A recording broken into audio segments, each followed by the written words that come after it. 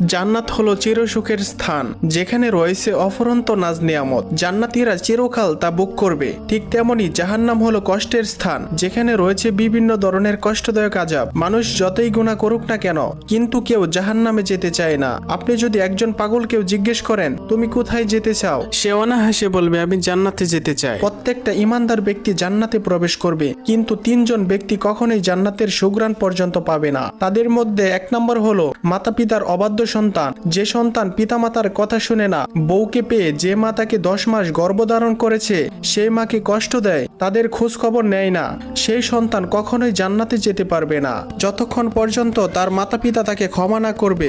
Number 2, যে ব্যক্তি বান্দার হক নষ্ট করে, জোরপূর্বক আপনি একজনের সম্পদ আত্মসাৎ করলেন, সে অনেক কষ্ট পেল, এমন ব্যক্তিও কিয়ামতের দিন জান্নাতে যেতে পারবে না যদি সে মৃত্যুর আগে তার কাছে ক্ষমা না চায়। নাম্বার 3, নেশা দ্রব্য সেবনকারী